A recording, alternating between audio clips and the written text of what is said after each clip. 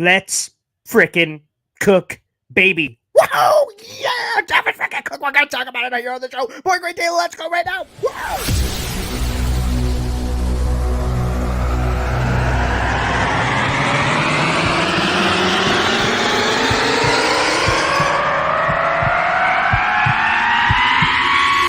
Zoinks! It is unequivocally the Super Bowl for New York Jet fans. Field Yates, baby. Field gosh darn Yates. Let's bring him on the show. Come on, people. Connor Rogers is joining the show. What's up, Connor? But Trevor gosh darn Sycamore, baby, for me, personally, my favorite New York Jet of all time. Wow, it's great to be on. What an intro that was right there. Paul, nobody does an intro like you, man. Paul, you give the best intro of literally any podcast that I've ever been. I'm gonna lose my gosh darn bananas.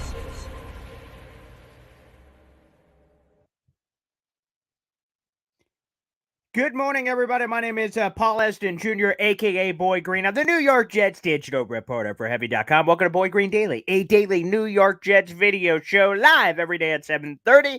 You can also get the audio wherever you listen to your podcast shortly after this airs. Now, what are we going to talk about today? Oh, yeah, Dalvin Cook is a New York Jet mother.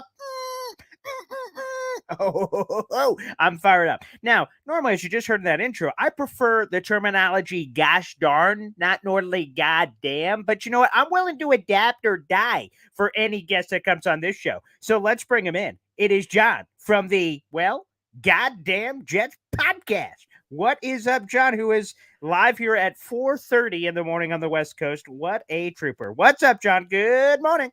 Good morning, man. Look, I appreciate you going all in on the name right there. And it's something that we knew when we started the show. The Jets weren't that good, to say it mildly, a couple of years ago. But we knew that you could use it positively or negatively. It's the goddamn Jets, or it's the goddamn Jets. And right now it is more of the second one, because I am feeling good. I am feeling really good, despite the fact that it is 4:30 in the morning. I am feeling good to talk about Dalvin Cook. Well, John, let's dive in, because it was funny because how the day went, for those who don't know, yesterday, as we're setting up the show and setting up the itinerary and all these things. And by the way, we're streaming live right now on Facebook, YouTube, and Twitter. Facebook, over 35,000 New York Jet fans. So thank you, everybody, for joining in the YouTube channel and also on Twitter as well. There's an article attached to where all you guys are watching that you guys can click and read every single day. And part of it is some of the things we'll talk about. So Zeke signs first yesterday, earlier in the day. And I remember John sliding into the comment section, I've got thoughts, and I'm going to share them. And I'm like, okay, John, can't wait. That's going to be great. And I tweet out that, guys, I think there might be kind of a domino falling here, because, again, I don't give, predictions. I give spoiler alerts on this show, baby. And I told you guys that, man, this may be one running back leads to multiples, and booyah, of course it happened. So I'm curious, John. There's some Zeke Jet rumors. And then ultimately they land on the Dalvin Cook train.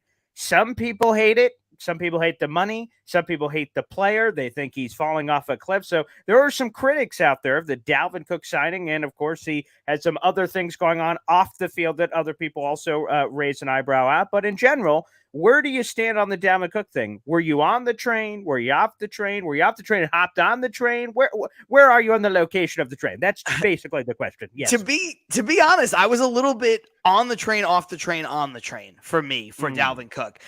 Because I thought he was an icing on the cake player for the Jets. I don't think the Jets need him. I like the running back room. I liked it before he was there.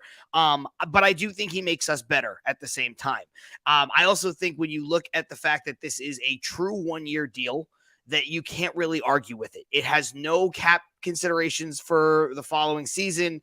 And look, they cleared up a bunch of money in the Aaron Rodgers deal. And I'm also okay with the fact if Aaron Rodgers just wanted another weapon. Do I think it's the perfect weapon? I don't, because I think when Breece is back and Breece is fully healthy, Breece is going to be the guy. And I like the other talent from Izzy to, Michael Carter's looked really good in the first few preseason games. And I know it's just preseason, but he looks like he's returned to, kind of the rookie season form. A lot of people are super high on Bam Knight. I think he's good. I think he's serviceable. I think Dalvin Cook is better, even at this stage in his career.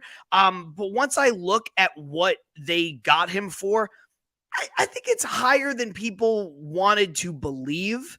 But I think if we're all honest with ourselves and we go back to when these rumors started, this is what it was going to cost. It was going to be in the $7 to $8 million range. That was going to be the high water mark. Then when there wasn't a lot of other teams getting involved in the mix, or at least it seemed like it, right? We were all kind of fantasizing, oh, maybe the Jets could get him for $5 million, $4.5 million, $6 million. But I think I think it's fair value. I think it's the 9th or 10th contract for running backs in the league, something like that on a 1-year term. So to me, the money's a little higher, right? When you look at what his role might be in the second half of the season. But I think he's still got talent. The off the field stuff is the off the field stuff. And if anybody listens to my show or watches my show, I'm very steadfast on that. There's a lot of things I don't tolerate.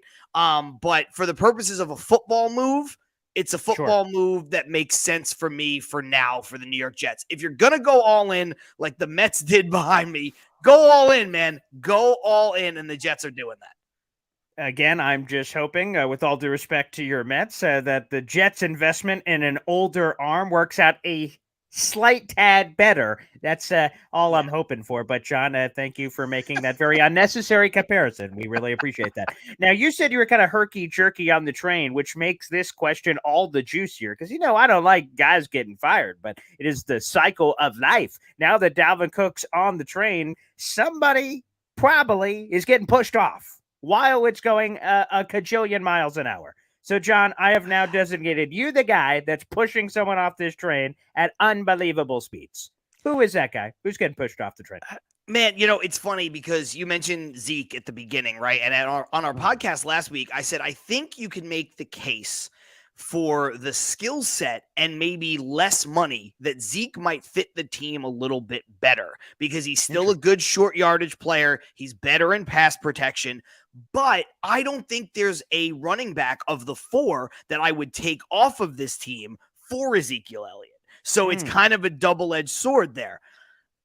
When it comes to Cook, I think for me, it probably has to be, it's tough. I think it has to be Bam Knight because I saw Michael Carter be very good. I saw it. I know we're a year removed from it, but I don't know what it was last year that caused him to have a down year. The guy is obviously still very young. He was healthy, or at least that's what everybody said, that there was no issues, right? So for me, I think it's got to be Bam Knight just because Michael Carter has done it before and Breece Hall has done it before. Dalvin Cook has done it before. And then you've got the young, flashy upside guy in Abanaconda. So for me, it's Bam Knight. That said, if somebody comes over and they offer you something for Michael Carter, something that you can use in terms of the draft, I don't think that's going to happen. But if somebody were to do that, I could be convinced. But for me, it's Bam Knight. All right, very interesting. Now, there is this possibility. Gus brings it up in our comment section. Guys, feel free, wherever you're commenting, to jump in on the YouTube, the Facebook, the Twitter. There is a chance we will see what the Jets decide to do here. From everything I've heard, and I tried to, as soon as this Dalvin Cook thing happens, you try to dig into what you can.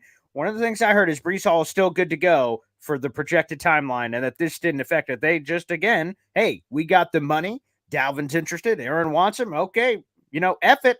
Who cares? Essentially, it's free money with him giving back money to the organization. So if this can increase our odds, to your point of make the team better, why not? However, there is an opportunity here. If the Jets do short-term IR, PUP, there's a lot of football, finagling that could happen here, where maybe you don't have to cut any of these guys because if you placed him on PUP or that short-term IR, you wouldn't need the roster spot, so you could be able to keep these guys or at least delay the inevitable. I'm like, all right, John, you don't have to push them off here, but definitely by the next stop, we're definitely shoving a body off here. So that could still happen. So again, guys, I wanted to make sure I floated that out there as a distinct possibility potentially for that to happen because again, it certainly could. We'll keep an eye. I agree with you, by the way, although it would be somewhat, again, I don't want anyone to lose their jobs. I'm saying that from the get-go. But it would be somewhat ironic for all the people that were yelling about Dalvin Cook saying Zonovan Knight's better, for him to be the one that gets cut because you signed Dalvin Cook. There would be something somewhat interesting about that. Again, I am not advocating for anyone to be fired, but that'd be kind of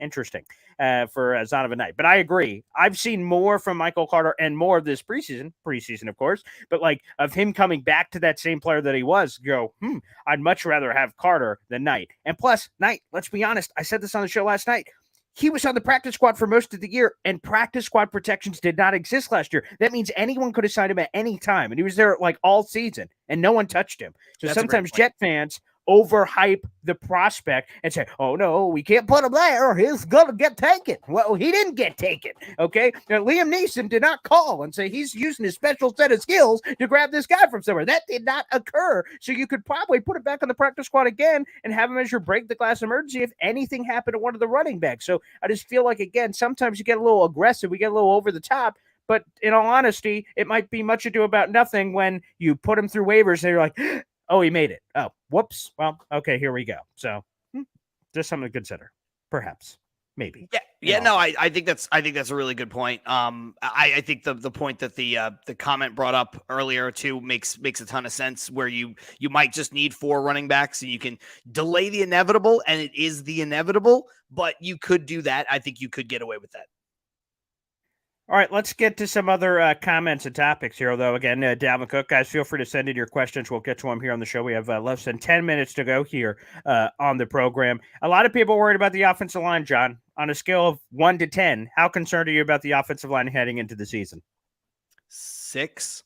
Little above average? Okay. Little above average, and I think honestly it's the chicken and egg situation for me. Obviously, a good offensive line makes your quarterback better, but a good quarterback makes your offensive line better.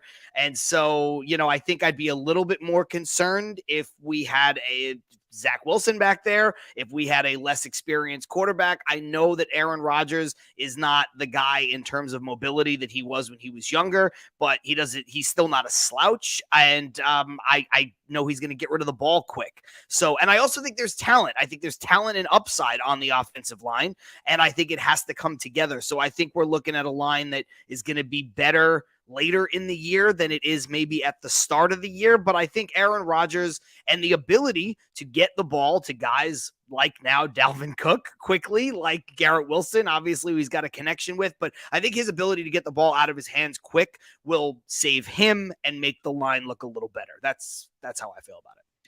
And that's a great way to put it, because I think Aaron Rodgers really is going to help more things than we think. Like, you think Aaron Rodgers, like, oh, yeah, he's going to throw a lot of touchdowns. Okay, doy. Yeah, pass the weed, man. Yep, I agree. Okay, excellent. But, like, the defense getting better every day in practice, the defense being better in game-to-game situations, because again, I hate to bring this up. Jacksonville Week 16, Quinton Williams strip sack on a silver platter offense. Here you go, baby.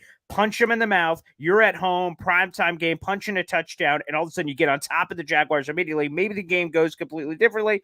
Maybe Chris Trevler still comes in at some point. But the point is that they put a turnover on a silver platter, 3 and out, boop, field goal. And how deflating is that for a defense? You're like, geez, Lou, we just did this. Next time you do that, Aaron Rodgers' first play touchdown, you're like, oh, okay. So it just kind of changes the entire dynamic of that perception. To your point, going back to offensive line, Aaron Rodgers has been getting that ball out quick in training camp, and maybe he'll need to, depending on how this offensive line progresses. I think that's going to be phenomenal. They're going to Nathaniel Hackett and this Jets team knows the offensive line better than we do, whether it will be good, bad, or indifferent. They're seeing it in practice every day. So again, if it's looking questionable, he's like, well, we're going to have to get that ball out a little quicker, Aaron. Okay, boom, do it. You got the weapons and pieces to do so. That to me is an exciting piece of this puzzle. So well said, John. Well said. I love that as well. Let's get back to Dalvin for a second, because this is our poll today. You guys can feel free to vote on it for the next, let's take a gander here, 14 hours and change if you'd like. And it is linked everywhere where you're watching. Let me ask you this, John. Does the addition of Dalvin Cook put the Jets over the top as a true Super Bowl contender? Yes, 1,000%, or nope, not a needle mover. Where do you stand, John? Well, I voted yes, and I think my comment is the one that's right there. You guys could take this opportunity to follow me on Twitter if you want. I said yes because it's another injection of talent, and it's kind of like what I said in the open when we started this. I don't think it was 100% a necessary move, but the fact that it's a 1-year deal, the money doesn't concern me.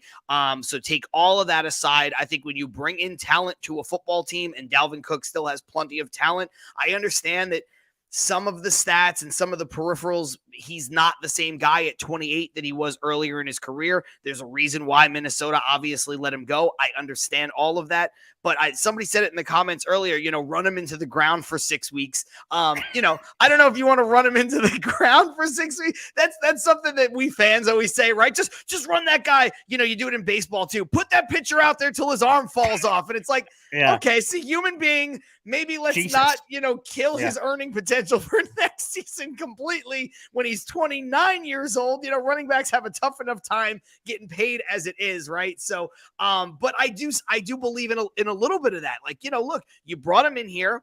$7 million base, 1.6 with the additions, right? Correct. That is not pure running back number 2 money. So you're going to run him a lot. He's still got talent. He's still got a lot of ability in the passing game. And the pass protection is going to be a little, right? You got to just kind of, I don't know, but you're going to take the good with the bad. And I think any addition of talent for this team is a plus. He is an addition of talent. Ultimately, that's why I said yes. Yeah, so this is anonymous, so I don't really have to tell the truth. I could lie, and I've lied plenty in my life, but I'm going to be honest, guys. I said nope. I said no. It does not, because the Jets were already a Super Bowl contender. This just added a cherry to that pie. You added earlier a little bit of glaze on top. So does this make them a legit Super Bowl contender? No, they were already a Super Bowl contender. Plot twist. Didn't see that coming, did ya, suckers? That's right. We bring a little bit of that surprise to the table. But yes, sir, feel free to vote, guys. That is still available for the next batch of hours. So feel free to continue to interact with that as well. One thing I also want to get into, so I'll get to it now, and maybe we'll have time for some other things. Guys, everywhere where you're watching, we are doing a free Jets jersey giveaway contest. And by the way, we also have another free thing we're doing a little bit later, so make sure you're tuned into the YouTube channel, all the social media portals, because I'm just a giver. That's what it is. I just give back to the great people, because without the people, and let me make sure I put it this way, because I don't think John intended it for this to be this way, but of course, John, the host of the goddamn Jets podcast, baby, boom, you can say it with some verve. You can walk with a little Conor McGregor, a little pimp walk when you're walking around. Your grocery store, they're like, Jets. You're like, yeah, that's exactly what I'm wearing. Yeah.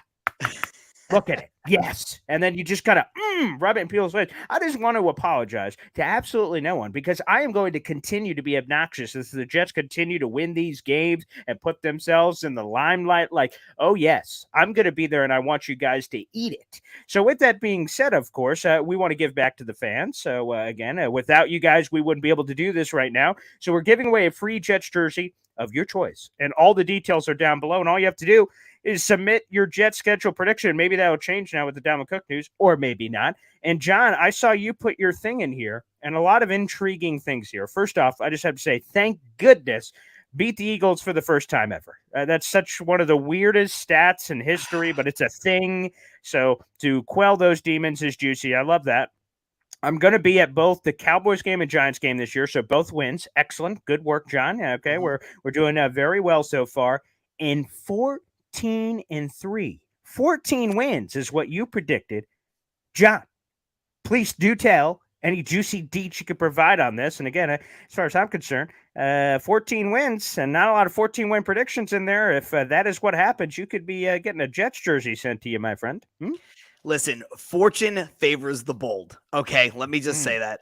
Let me also say that on our show, picking wins and losses and records at the beginning of the season, not week to week where you're making your predictions and picking the game against the spread and all that stuff. Picking the wins and losses at the beginning is my least favorite thing to do because I love that. it's difficult, right? When I look at this schedule on paper, and I know it's 4:30 in the morning or 4:45 now. Okay, I did not do this morning. I did it a couple days ago. But when I look at the team on paper, and I always skew as a fan, I skew a tick towards the optimistic. I am a realist, but I'm a tick towards the optimistic.